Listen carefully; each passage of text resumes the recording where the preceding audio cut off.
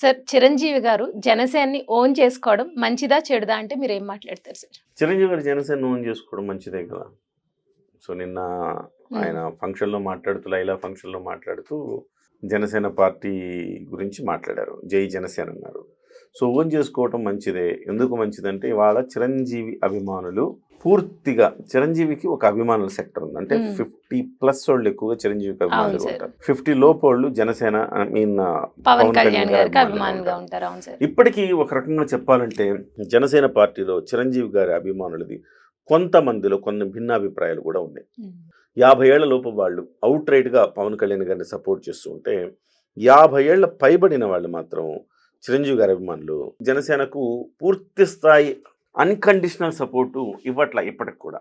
So కొంత అక్కడ కొంచెం లోపం ఉంది. కొంచెం దాన్ని సరి చేయాల్సిన అవసరం ఉంది. ఇవాళ చిరంజీవి గారు ఓన్ చేసుకోవటం వల్ల వాళ్ళందరూ కూడా జనసేన పక్షమే ఉంటారు అని మనం అనుకోవచ్చు. ఒక రకంగా ఆయన ఓన్ చేసుకోవటానికి కూడా ఆయనకు ఒక అర్హత ఉన్నది, హక్కు ఉన్నది. సొంత తమ్ముడు కదా పవన్ కళ్యాణ్ గారు. పవన్ కళ్యాణ్ గారు ఎక్కడి నుంచి వచ్చారు? సో ఆయన ఇంట్లో నుంచి వచ్చారు. ఆయన ఆయన ద్వారా సినిమాల్లోకి వచ్చారు.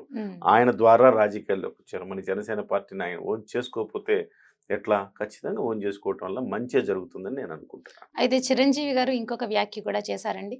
ప్రజారాజ్యం పార్టీ రూపాంతరం చెందితేనే జనసేన అన్నారు. దీన్ని మీరు ఎంతవరకు సమర్థిస్తారు? 100% ఎగ్జాక్ట్లీ. అవునా సార్? ప్రజారాజ్యం అనేది రూపాంతరం చెంది జనసేన అయింది. ఎట్లా? ప్రజారాజ్యం పెట్టినప్పుడు సిద్ధాంతాలు ఏంటి? ప్రజారాజ్యం పెట్టినప్పుడు ఒక 2 వర్గాలు మాత్రమే లబ్ధి పొందుతున్నాయి.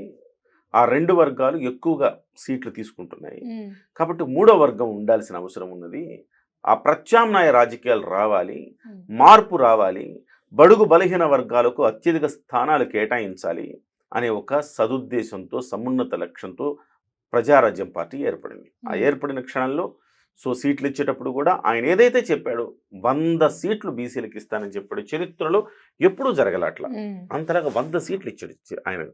సో 100 సీట్లు ఇచ్చిన తర్వాత సో ఆయన ఓడిపోవడం అనేది ఇక గెలుపోవటంలో మన చేతుల్లో లేవు. కానీ పూర్తి స్థాయిలో ఆయన మీద నమ్మకం రాకపోయి ఉండొచ్చు. గెలుపోవటంలోనేమో మన చేతుల్లో ఉండదు. సో ఏదేమైనా కానీ ప్రజారాజ్యం పార్టీ ఆ దశ నుంచి మళ్ళీ ఇటువైపు చూస్తే జనసేన పార్టీ సిద్ధాంతాలు ఏంటి? అవే కదా. జనసేన పార్టీ ఇవాళ 21 స్థానాలు వచ్చినాయి కాబట్టి సరిపోయింది. కానీ 170 స్థానాల్లో పోటీ చేస్తుంటే జనసేన కూడా బడుగు బలహీన వర్గాలకు అత్యధిక స్థానాల్లో సీట్లు ఇచ్చేది. అలాగే డబ్బులు లేకుండా మంచి స్వచ్ఛమైన రాజకీయం చేసింది. సో ప్రజలకు ఒక మార్పు చూపించాలనే లక్ష్యంతో పనిచేస్తుంది. ఎక్కడి నుంచి బయలుదేరింది ఇదంతా కూడా జనసేన పార్టీ జనసేన పార్టీ అధ్యక్షుడు పవన్ కళ్యాణ్ గారు పిఆర్పిలో యువరాజ్యం అధ్యక్షులుగా ఉన్నారు. రాజకీయ నేపథ్యం ప్రారంభమైంది అక్కడ, అంకురార్పణ చేసుకుంది అక్కడ.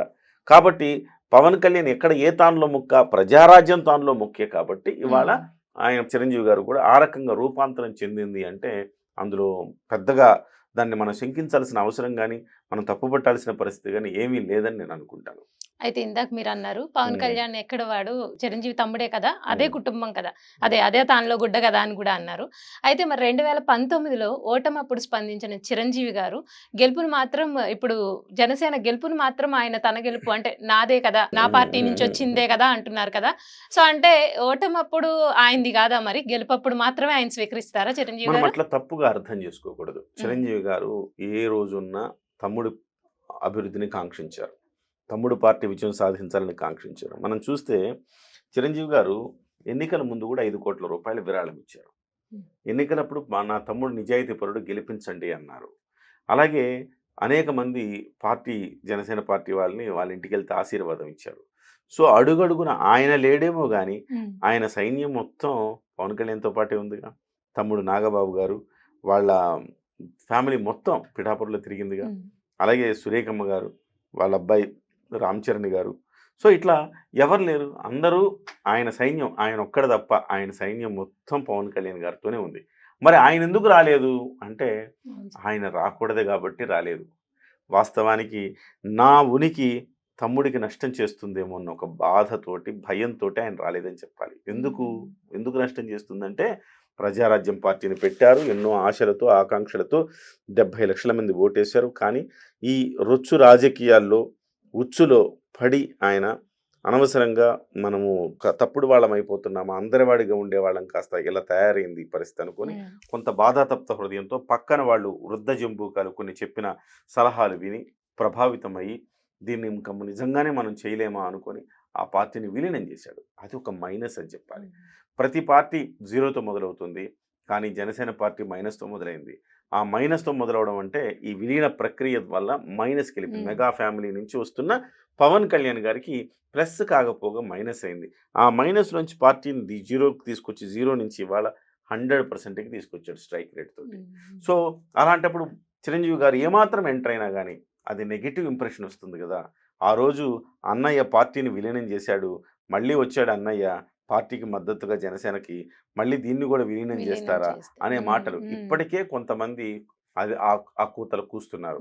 ఇవాళ చిరంజీవి గారు అన్న మాటలకే ఆ కూతలు కూస్తున్నారు. ఎందుకంటే చిరంజీవి గారు యాదృచ్ఛికంగా యథాలాపంగా ఎదుటి వాళ్ళు కొంతమంది పిఆర్పి గురించి పరిచయం చేస్తూ విశ్వక్సేన్ తండ్రిని పరిచయం చేస్తూ గతంలో పిఆర్పిలో ఉండేవారు ఇతను అని చెప్పే ఒక ప్రయత్నంలో భాగంగా ఎదుటి వాళ్ళు ఇప్పుడు జనసేన జనసేన అంటే ఎస్ జనసేన జై జనసేన, పిఆర్పి రూపాంతరం చెందితేనే జనసేన అయింది అది అని చెప్పుకొచ్చాం. అది యథాలాపంగా యాదృచ్ఛికంగా చెప్పిందే తప్ప అందులో వ్యూహాత్మకంగా ఆయన ఏదో పార్టీలకు రావాలన్న కాంక్షతోనో పార్టీలో పదవులు తీసుకోవాలన్న కాంక్షతోనో చెప్పింది కాదు.